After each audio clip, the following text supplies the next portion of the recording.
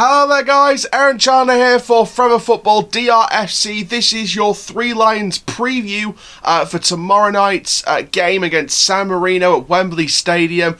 We're going to go through my predicted team, as you can see on the screen just behind me. We're here at Wembley Stadium, of course. But we're going to go through my predicted team. I'll tell you why I've gone with that predicted team. I think he will go for the 3-4-3. I'm also going to tell you guys about who's missing from this squad. Obviously, there's no substitutes bench on the screen behind me. So, you know, obviously the bench will be the rest of the squad. But I'll explain who's missing from the squad and why. We're also going to talk about San Marino. Not really much to talk about with that team. However, I'm sure that, you know, England have always screwed up in the past against the likes of USA and Iceland. So we have a history of screwing these matches up. But, you know, we'll talk about what I think about this. But before we get started, guys, make sure you like the video, comment down below, subscribe and click the notification bell so you never miss another video. Go and check out all the Doncaster Rovers content we've done over the last few days. Loads more coming up this weekend as well. Go and check out the John Ryan interview. Lovely interview, brilliant. It was great to talk to John, the former chairman of Doncaster, and, you know, I think we're definitely going in the right direction. And, you know, he's took us to that wonderful stage, and now we're going to hopefully take it to the next stage. And, you know, our time at the top level will come at some point in the future. Our time will come, just hold out for hope. And, yeah, let's get straight into this. So, of course, England face San Marino at Wembley. This is the first of three World Cup 2022 European Qualifier matches during this 2-week international break. Of course, the Donny content does not stop. We are not on international break. Smith is going on international break with Wales and Ravenhill's with the Northern Ireland under-21 squad. But for the rest of the squad, it is literally just business as usual at the weekend against MK Dons. But we thought we'd cover England as well these next 2 weeks. Obviously some big stuff with the San Marino game. This is the first of three. Obviously Albania away and Poland at home at Wembley is the other two fixtures. I believe all three of them will be broadcast on ITV. So you're going to see what you see with the Donny reviews. You're going to see the player ratings. You're going to see my thoughts on the match. You're going to see my honest thoughts and opinions. What we should do in the next game against Albania and stuff like that. And so forth with the other previews and reviews. So you're going to see the same thing that you see with the Donny stuff, but it's Donny switched out for England. So we're going to get straight into this and talk a little bit about San Marino. Not too much knowledge on their squad, however, they're not the biggest and well-known squad in the world. We have to probably admit that. But you never know. San Marino could develop that Iceland spirit and go for it if we don't turn up on the night. So, you know, San Marino have the very unexpected odds against them. However, you know, with San Marino, it's going to be a case of just going for it. Just absolutely going for it. Don't hold anything back. And if you concede 5 or 6, at least you tried. So we're going to go straight through the team. Like I said, I predict the 3-4-3 with the two wing-backs as well. I think that is the formation that Gareth Southgate will go for. So before we go on with the starting lineup, we have to look at the players that are out and not part of this friendly squad. First of all, the people that are not part of the friendly squad, Trent Alexander-Arnold is one of them. Dropped from the England team for these 3 friendlies at least. Of course, he'll probably be back for the Euros, but he is not in this friendly squad. And apparently the manager has said that a decline in form is the reason why he's out of the squad. And I do see that has been a reason. He hasn't played good in the last few games for Liverpool, but another factor is Liverpool's injury crisis. They do not want another injury. I think Gareth Southgate and Jurgen Klopp have cooperated and said, you know what, we can't afford any more injuries. We're going to drop them, Trent, because I think they can't recall on any more injuries. Otherwise, Liverpool's going to start slipping down and down into that Europa Conference League place in the Premier League by the end of the season. So it's going to be interesting to see what happens with Liverpool, especially keeping Trent. Maybe that is a factor in if they manage to secure a Europa League place rather than a Europa Conference League place. And maybe, you know, keeping Trent away from the England friendlies this month is definitely going to be a plus factor in trying to revive Liverpool's end of the season. Of course, going through the injury list as to players that are not in this squad. We've got Henderson out, we've got Gomez out. In the squad, Maddison, Grealish, Sancho, Pickford, Abraham, all absent. They've recalled Luke Shaw, Johnstone, Jesse Lingard, Ollie Watkins and Sam Johnstone gets a start. You've got other players in there, Ward-Prowse, Calvert-Lewin, Nick Pope, Dean Henderson, all these kind of players in there. Rashford is going to miss this game, as is Bukayo Saka. Saka recovering from his hamstring injury. Arsenal will keep assessing Saka. With Rashford, it was a foot injury that kept him out of the 3-1 defeat in the FA Cup to Leicester City at the King Power Stadium in that quarter final. Of course, Leicester going on to face Southampton, while Chelsea go and face Manchester City. I may do FA Cup semi-final previews and reviews, so stay tuned for that, because that'll be coming probably in April. But let's have a look through then my predicted team. Like I said, 3-4-3, no worries about that. I think he'll probably go with that. There is other formations, obviously, that they're going to go with as well. There's obviously the 4-2-3-1, the 4-3-3, the 4-4-2 if they wanted to. They could go with a 5-3-2 and play with the proper wing-backs as wing-backs and not really wide midfielders and too far up the pitch. So they could do other things, but I think the 3-4-3 is probably what we'll go with.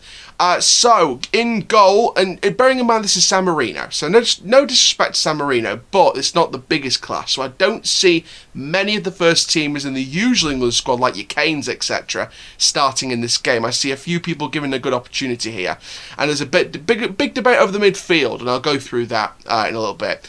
So starting off in goal, I've gone with Sam Johnstone. He deserves a start. Of course, our former Doncaster Rovers loanee a few years ago. Massive shout out to Sam. Well done on the England call-up, mate. And, I think when we took him in at Donny Rovers on loan a few years ago, I think we knew this guy was going to be special. And, he's definitely proved that in a Rovers shirt. He's proved that in a Man U shirt, in a West Brom shirt. And he's now going to prove it in an England shirt. So I do see him keeping a clean sheet in this game. And I'll talk about my scoreline predictions at the end of the video. But Sam Johnstone, in my opinion, should start. In the back three, I've gone with Connor Cody, Harry Maguire and Tyrone Mings, and the reason why I've gone with that back three is because I think Tyrone Mings is a very pacey defender.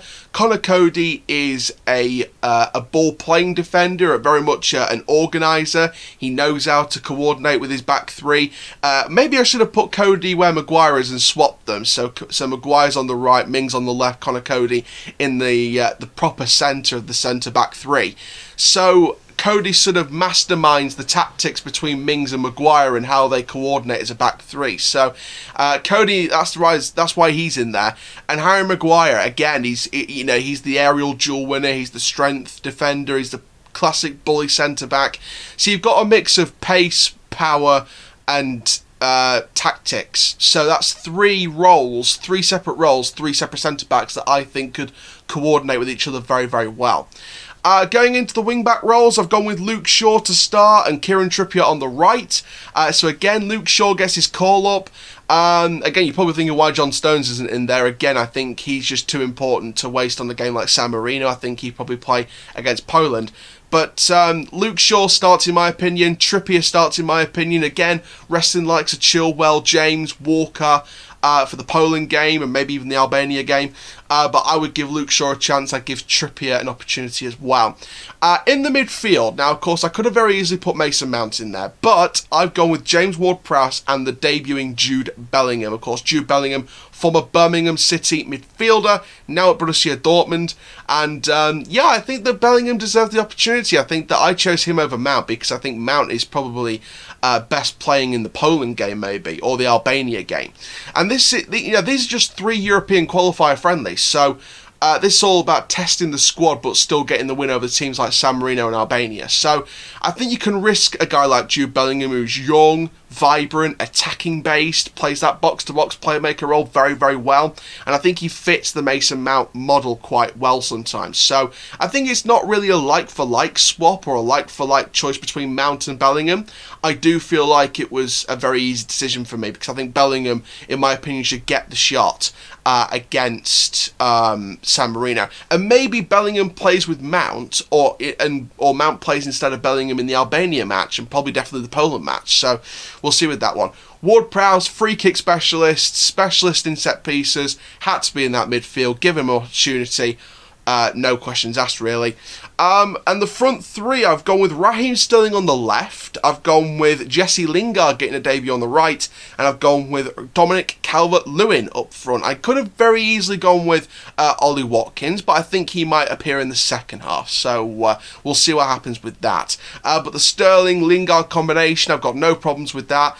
Sterling, in my opinion, will get down the left-hand side, provide the skills, provide the cross if he can, get some shots on goal himself.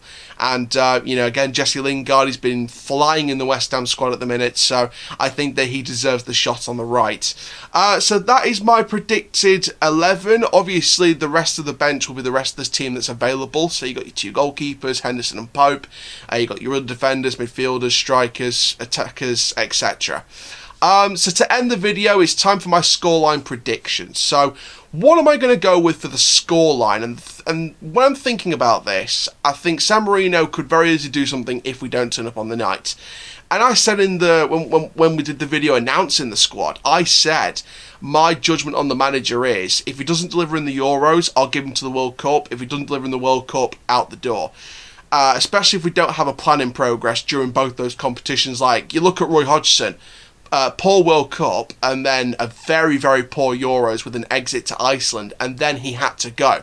So, and I know people were very unhappy at the start when Southgate was announced because it was another yes man, it was another inexperienced manager. He'd managed Middlesbrough, he'd been managing the youth, it was a continuity appointment, but I know a lot of people weren't happy about that. They would have preferred someone like a Rafael Benitez or someone foreign or just someone that has experience in major cup competitions, either internationally or with clubs as well, like a Rafael Benitez. People saying Eddie Howe should have got it. Loads of people were going to get it. Alan Shearer wanted it when Hodgson got sacked, so no. But I think with Southgate, it's just I'm going to reserve my judgment until we see what happens in the Euros this year and the World Cup next year. And I think in terms of this particular game, I don't see us struggling in this one. San Marino could put in an Iceland-type performance, but you never know, do you? But I'm going to be strong here. I'm going to predict a 4-0 win. I think we're going to see Calvert-Lewin get on one of the crosses. I see Harry Maguire getting a header maybe. It's a pity he couldn't do that for Man United, but there we go. Maybe a free kick from Ward-Prowse. Maybe Sterling could get involved in the goal. Maybe Bellingham could get involved. Maybe one of the wing-backs could get involved, like Trippier or Shaw. Maybe Connor Cody or Mings gets a goal from a corner or something, or a header. Anyone but the goalkeeper really could get a goal. And the goalkeeper might have a long kick and it might end up going in, like one of those moments that you see very rarely in football at the minute. So I think overall I'm going to go for the 4-0 win. I think it'll be a very confident, very comfortable victory. And that's no disrespect to San Marino. It's just, I think we're just the upper quality in that game. So I think the game where we have to really nail down on prediction is Poland, and that's because they've got the threats like Robert Lewandowski. So Albania and San Marino I see being easy victories if we play our game right. Poland will be the tricky one. So stay tuned for the review of the San Marino game tomorrow night. Make sure you like, comment, subscribe, click the notification bell so you never miss another YouTube video. And for now, guys, I'm Aaron Chandler from Forever Football DRFC. Keep living the Rovers life. Stay tuned for the review tomorrow night. Stay tuned for the MK Dons preview on Friday. And stay tuned for the MK Dons review on the Saturday afternoon. And that, my friends, is full time. 3 Lions, come on.